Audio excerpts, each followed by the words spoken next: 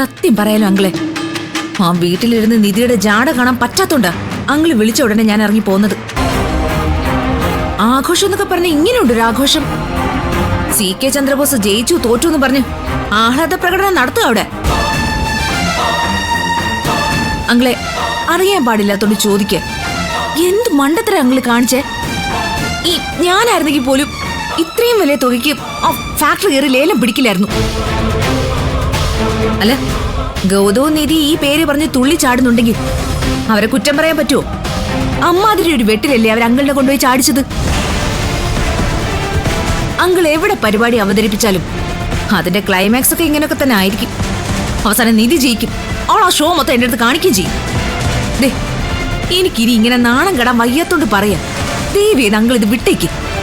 ഇനി ഗൗതമിനെ തോൽപ്പിക്കാനെന്ന് പറഞ്ഞുകൊണ്ട് ഇറങ്ങണ്ട. വെറുതെ എന്തിനാ അപമാനമായിരുന്നു വാങ്ങുന്നേ? ഇല്ല ശിവാനി, ഇനി ഞാൻ ഗൗതമിനെയും നിധിയെയും തോൽപ്പിക്കാൻ പോകുന്നത് ബിസിനസ്സിലൂടെയല്ല. പിന്നെ എന്ത് ചെയ്യാനാ ഉദ്ദേശം? രണ്ടിനെയും കൊന്നൊഴിവാക്കാൻ പോവാ ഞാൻ. പറഞ്ഞത് മനസ്സിലായില്ലേ? രണ്ടും ജീവനോടെ ഉണ്ടെങ്കിലല്ലേ എന്നെ ജയിക്കാനും എന്നെ അപമാനിക്കാനുമായി മുന്നിലേക്ക് വരാൻ പറ്റൂ. കൊന്നു കുഴിച്ചു മൂടുക ഞാൻ. ഇത് നടക്കുന്ന കാര്യമാണോ അങ്കിളെ? നടക്കുന്നു. രണ്ടിനെ ഒരുമിച്ച് ഞാനങ്ങ് പരലോകത്തേക്ക് അയക്കാൻ പോവാ. പക്ഷേ നീ അതിന് എന്റെ കൂടെ നിൽക്കണം. നോക്ക്, ഗൗതമിനെ നിധിയെ കൊന്ന് ഒഴിവാക്കി തരാന്ന് അങ്കിളിന് ഉറപ്പുണ്ടെങ്കിൽ ഈശ്വരമംഗലത്തിൽ നിന്ന് എല്ലാം കെട്ടിപ്പറക്കി ഞാൻ അങ്കിളിന്റെ ആന്റിക്കൊപ്പം വീട്ടിൽ വന്ന് താമസിക്കും. അതുപോലെ ഞാൻ എന്താ ചെയ്യേണ്ടതെന്നൊന്ന് പറഞ്ഞു തന്നാൽ മാത്രം മതി. ഗൗതമും നിധിയും എന്ത് ചെയ്യുന്നു, എവിടെ പോകുന്നുവെന്ന് അപ്പപ്പോ എനിക്ക് റിപ്പോർട്ട് ചെയ്യണം. അവർ രണ്ടുപേരും ഒരുമിച്ച് പുറത്തു പോകുന്നൊരു സമയം, ആ സമയം വെറും അരമണിക്കൂർ മുമ്പേ എന്നെ അറിയിച്ചു തന്നാൽ മാത്രം മതി. തീർത്തു തരാം ഞാൻ രണ്ടിനെയും. ഗൗതവും നിധിയില്ലാത്ത ഈശ്വരമംഗലമാണ് എന്റെ സ്വപ്നം. അതിനുവേണ്ടി ഞാൻ എന്ത് ചെയ്യും, എന്തും.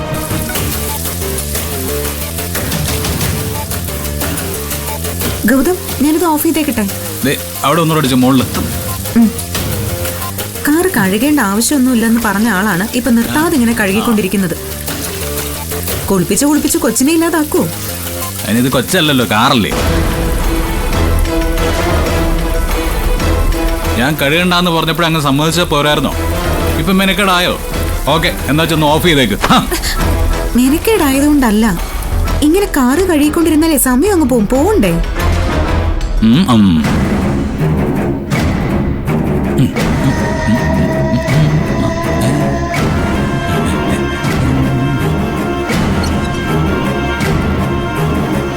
രണ്ടുപേരും കൂടി എവിടെയോ പോവാനുള്ള പരിപാടിയാണെന്ന് തോന്നുന്നല്ലോ. ഒരു നല്ല വഴിക്ക് പോകുമ്പോ കാറൊക്കെ കഴുകി കുട്ടപ്പനാക്കി ഐശ്വര്യമായിട്ട് വേണം പോവാൻ. എങ്കിലും മേഡം പോയി വേഗം കുളിച്ച് റെഡിയാവും. അപ്പോഴേക്കും ഞാനൊന്ന് തുടച്ച് വൃത്തിയാക്കിയിട്ട് വരാം. എവിടേക്കായിരിക്കും ഇവര് പോകുന്നത്?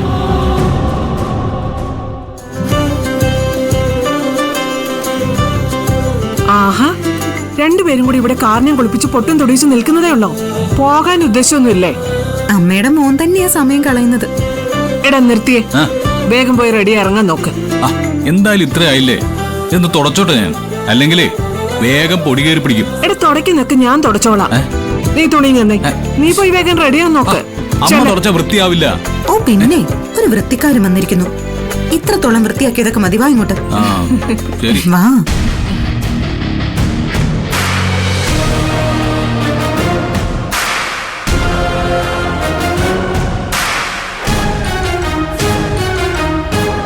ആന്റി, ഞാൻ സഹായിക്കണോ?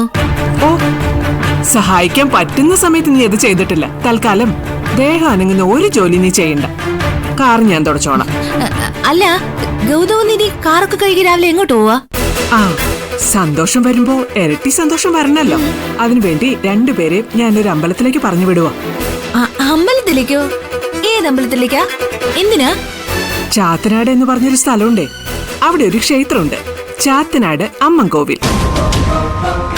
അവിടെ എത്തിയൊരു തൊട്ടിൽ കെട്ടി പ്രാർത്ഥിച്ചാലേ കൃത്യം 1 വർഷത്തിനുള്ളിൽ ഒരു കുഞ്ഞുണ്ടാവുന്ന പറയുന്നേ. വെറും പറച്ചിലല്ല, അനുഭവസ്ഥരും ഒത്തിരി ഉണ്ട്. രണ്ടുപേരും പോയി പ്രാർത്ഥിക്കട്ടെ. ആദ്യം ഈ വീടിന്റെ അനന്തരാവകാശിയായി നിന്റെ കുഞ്ഞു പിറക്കും. അത് കഴിഞ്ഞുടൻ നിധിയുടെയും ഗൗതമിന്റെയും കുഞ്ഞ്. അങ്ങനെ 2 കുഞ്ഞുങ്ങൾ. ഈ വീടിന്റെ സന്തോഷം ഇരട്ടിയാവും. അവരിങ്ങനെ ഈ മുറ്റത്തൊക്കെ ഓടിക്കളിച്ച് നടക്കണം. അതെന്തായാലും നന്നായി. പെട്ടെന്ന് തന്നെ ഗൗതമിനെ നിധിക്കും അങ്ങോട്ടേക്ക് പോവാൻ തോന്നിയല്ലോ. ഞാൻ എത്ര പറഞ്ഞിട്ടാ 2 സമ്മതിച്ചെന്നറിയോ? ആ, അപ്പൊ ഇതിന്റെ ക്രെഡിറ്റ് ഞാൻ ആന്റിക്ക് തന്നെ തന്നേക്കാം. എന്താ പോലെ? ഇവിടെ എന്റെ കുഞ്ഞും പിറക്കാൻ പോണില്ല. കുഞ്ഞിന് ജന്മം നൽകാൻ നിധിയും ഗൗതവും ജീവനോടെ ഉണ്ടാവാനും പോണില്ല. അതിനുള്ള പണി ഞാൻ ഇപ്പൊ തന്നെ ഒപ്പിച്ചുതരാം.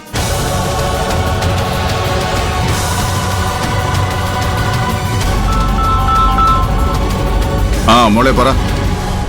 അങ്കിളെ, 1.5 മണിക്കൂറിനുള്ളിൽ ഗൗതവും നിധിയും ഈശ്വരമംഗലത്തുനിന്ന് ഇറങ്ങും. അവരെങ്ങോട്ടാ പോകാൻ പോകുന്നത്?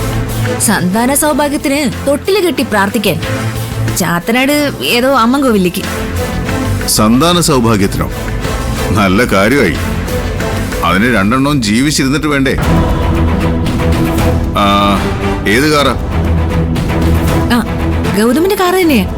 അത് കഴുകി വൃത്തിയാക്കുമ്പോഴാ ഞാൻ കാര്യം അറിയുന്നേ. അല്ല, അങ്കിൾ എന്താ പ്ലാൻ ചെയ്യാൻ പോകുന്നത്? ടിപ്പർ ലോറികൾ പാഞ്ഞു നടക്കുന്ന റോഡുകളല്ലേ ശിവാനി നമ്മുടേത്. ഒരു ചെറിയ ആക്സിഡന്റ് എപ്പോഴാ ഉണ്ടാകുന്നതെന്ന് പറയാൻ പറ്റുമോ? ഇന്നും അത് സംഭവിക്കും. ഒരു ആക്സിഡന്റ്, അതില് ഗൗതവും നിധിയും തീരും. അങ്കിളെ, ഇത് നടക്കൂല. മോള് ധൈര്യമായിട്ടിരിക്കേ. മിനിറ്റുകൾക്കുള്ളിൽ ഗൗതമിന്റെ കാറിനെ ഫോളോ ചെയ്ത് ആക്സിഡന്റ് ഉണ്ടാക്കാനുള്ള ലോറി ഈശ്വരമംഗലത്തിന് മുന്നിലെത്തും. എത്തിയിരിക്കും.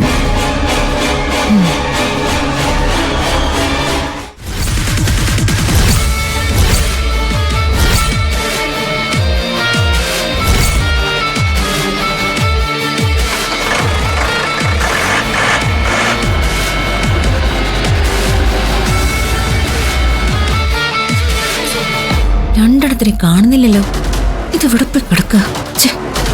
ഇനി സമയത്ത് പ്ലാനെങ്ങാനും മാറ്റി കാണൂ.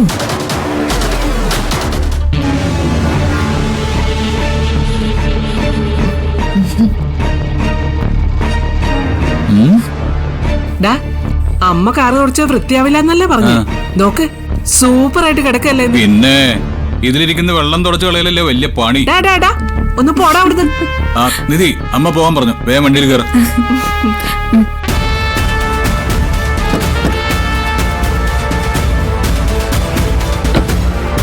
സത്യത്തിൽ അത് കാറല്ല ഗൗതം. ഇത് നിങ്ങൾക്ക് പരലോകത്തേക്ക് പോകാൻ ഒരുക്കിയിട്ടിരിക്കുന്ന രഥമാണ്. വേഗം ചെന്ന് കയറിക്കോ.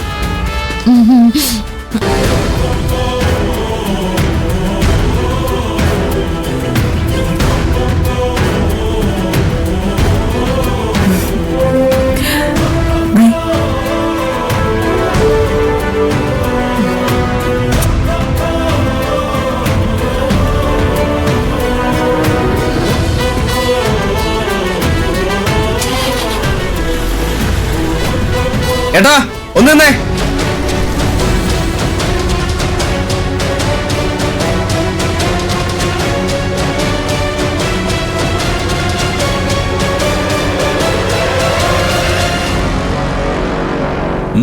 എന്താ? അതെ ചേട്ടാ, ഈ കാർ എനിക്കൊന്ന് വേണം. നിങ്ങൾ അമ്പലത്തിൽ പോവില്ലേ? ആ കാറിൽ പോയാ പോരെ? നീ എന്നും ആ കാറിലല്ലേ പോകുന്നത്? ഇന്നെന്താ ഒരു പ്രത്യേകത? അല്ല ചേട്ടാ, അതെ ഈ കോഫി ഷോപ്പ് ബിസിനസ്സുമായിട്ട് ബന്ധപ്പെട്ട ഒരു മീറ്റിങ്ങിന് പോവാ. ആ കാറിൽ പോയാൽ ശരിയാവത്തില്ല ചേട്ടാ. ചേട്ടാ, ഈ കാർ എനിക്കാ. അയ്യോ, ഈ അവസാന നിമിഷം എല്ലാം കുളമാക്കുന്നാണല്ലോ തോന്നുന്നത്.